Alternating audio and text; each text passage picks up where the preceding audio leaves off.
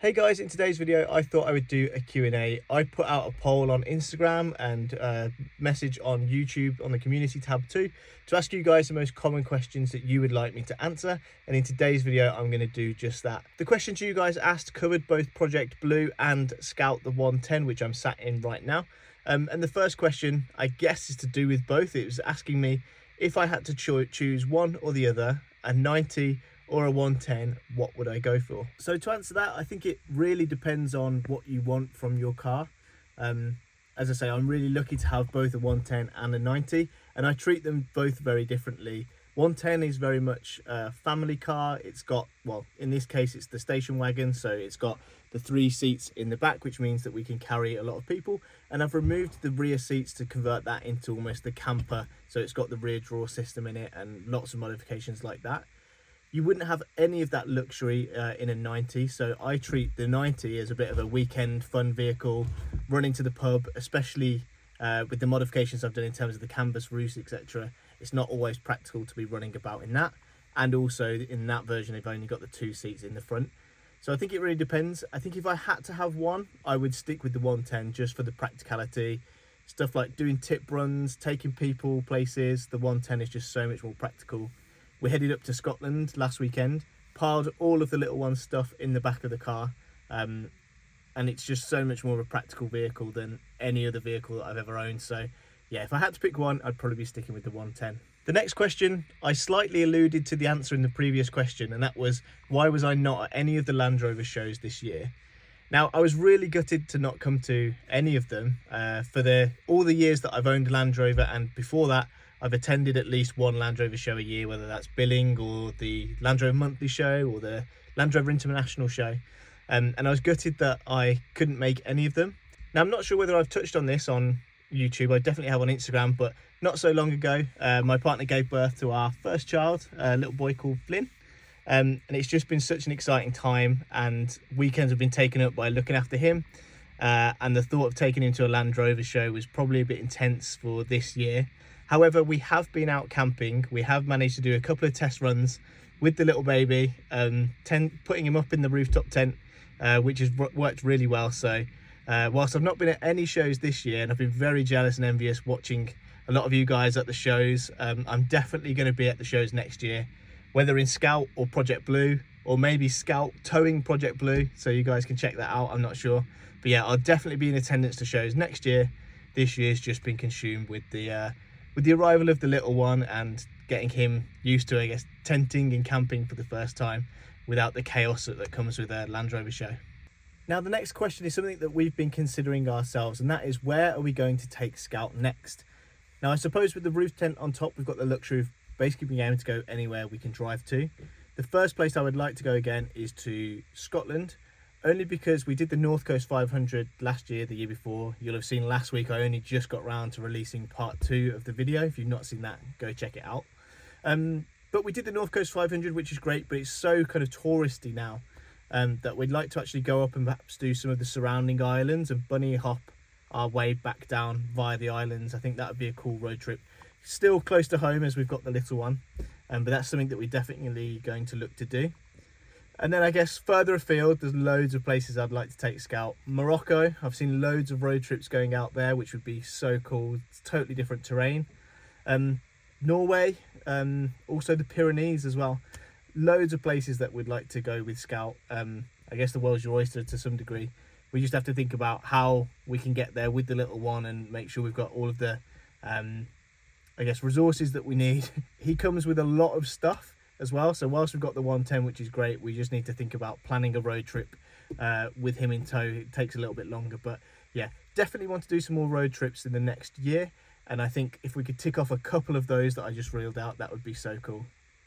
Now, the next question is quite topical, I suppose, is would I ever consider converting one of my Land Rovers to electric? And it's something that I've not really ever considered before, but I suppose with the rise in ULEZ zones and the push to, I guess, reduce emissions and remove these dirty diesels from society, I suppose it's something that we're going to have to think about more and more regularly. We actually live just outside kind of Sheffield, and that's all of a ULEZ zone. So if we drive in or near the city centre, it costs £10 a day to drive either one of the cars. So I suppose in the long term, that's not necessarily sustainable. However, if you look at the conversion kits for Land Rovers, and it depends on the size of the Land Rover, but a 110, you can be looking at something like 12-15 grand just to do a DIY version of an electric conversion. And I just don't see the value in doing that just yet, especially with the kind of lack in infrastructure today. I think there's probably more of an argument to do it on Project Blue, the 90, because that is just a fun weekend toy. You could charge that up at home, go for a hoon, come back, run it purely on electric. But if we're kind of considering road trip vehicles that are going to go many miles, then I don't think that electric conversion's right just yet. I think there's also an argument for whether electric's going to be the final solution. And I'm no expert on any of this at all, but the push to, I guess, remove combustion engines is one thing, but what we replace them with is a whole other conversation. Perhaps we can do a separate video on this, but whether electric, hydrogen, alternative fuels, whatever is going to kind of win that race, I don't know, but the answer is probably going to be a mix of all of those. And I don't know whether an electric drivetrain really suits a longer road trip vehicle, but I'm happy to be proven wrong as well. And there's loads of people doing really cool things out there, converting them to electric. But I do wonder whether they're for the toys, the weekend pub runs. You can imagine an electric drivetrain in a 90 would be a lot of fun, and I've seen, yeah, like I say, lots of builds that have done it, but I'm not going to do it anytime soon. The other thing I did consider was like an AdBlue conversion. So on some of the Defenders, the later Defenders like the Pumas, you can do an AdBlue conversion, which means it's effectively able to go into ULEZ zones without payment. But again, that conversion alone, I think, is like 7-8 grand. And I think it only works on the 2.2 Pumas. So that would rule Scout out as well, because it's 2.4. So I know there's options out there, but for now, I'm going to stick with the combustion engine and just see kind of how things figure out over the next few years. And also, I presume the cost to convert these cars to electric is going to reduce as we get smarter and smarter with the tech. Now, the next question was from someone over on Instagram, and that was, when I'm considering doing the remap to Project Blue, where would I be going for that remap? So I think I touched on it in a previous video, but Scout has a remap on it. It's from LR Motors, who sadly no longer exist.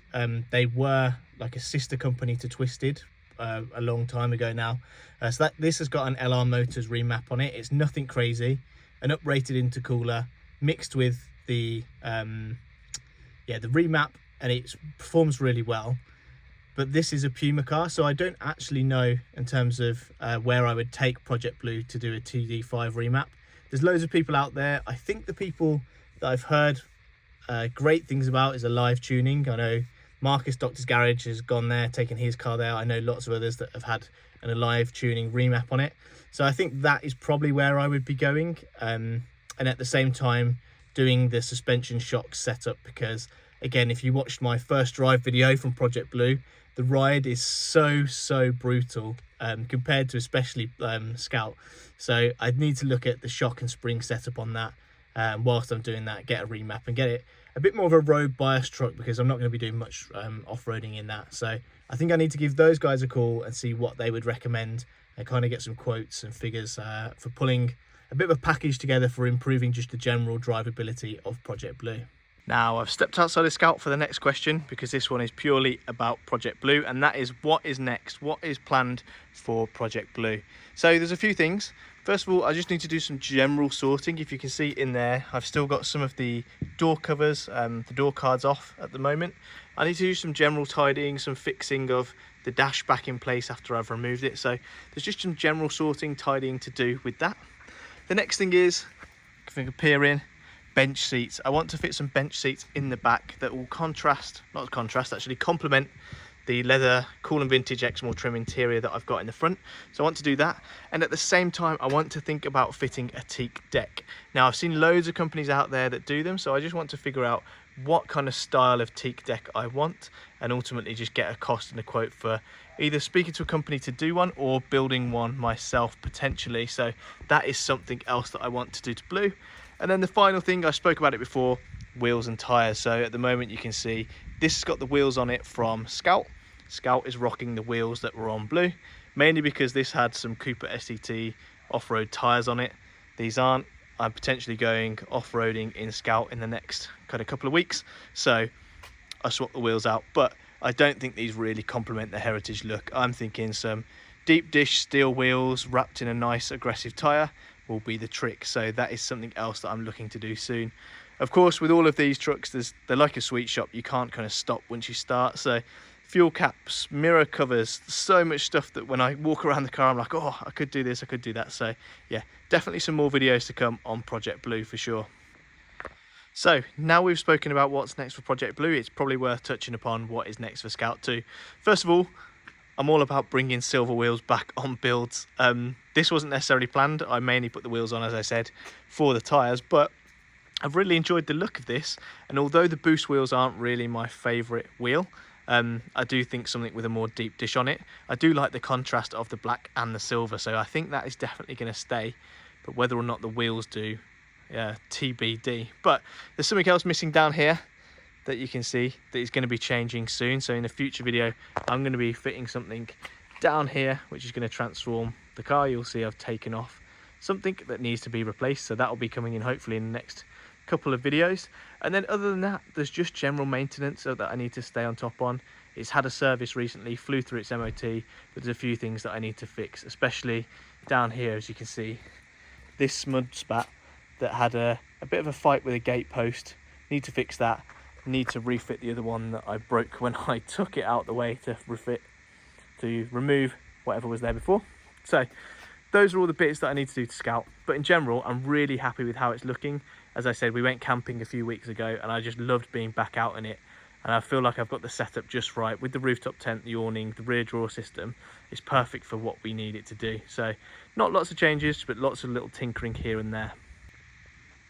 Now, the other question I'm getting asked a lot of the time, but I think this is because I've just swapped the tyres out, is what tyres I've got on Scout. So these are Discoverer Cooper STT Pros. As you can see, they're a really aggressive tyre with lots of tread on them. These are, if I can see, 265 by 75 by 16. So these fit the original 16-inch boost alloys. I've not got really any impressions of the tyre just yet, but I am going hopefully off-roading next week, so I can give a bit more of a report on those. But I know that there'll be a significant improvement on the wheels that tyres that I originally had on Scout, which was the Cross Continental all-terrains. These will be a significant improvement, and in general, just the look of them, they're much more aggressive. So I'll be interested to see how these perform on some lanes in the next few weeks, so I'll report back on that. So there you have it, guys. That is answering a few questions that you guys asked me on Instagram and on YouTube. As always, if you've got any questions, just let me know in the comments down below, or message me on Instagram and I'll happily do another video or reply to you directly if you've got any pressing questions on any of the builds or any of the things that you've seen in these videos. Next week, I'm off to the Lake District on a bit of a trip with Chris from ORE, Jack, Boris the Defender, and Jez, or Brenda the Defender, which is going to be a wicked trip and I can't wait for that. Going up in Scout and potentially some other really interesting vehicles coming along too. So be sure to stay tuned. I'll hopefully document that. I'm not sure whether next week I'll release a video, only because I'm going to be so busy with work and then getting up to the lakes. But stay tuned for, I guess, the outputs of that weekend. That should be a really good laugh. And yeah, I'll see you in the next video.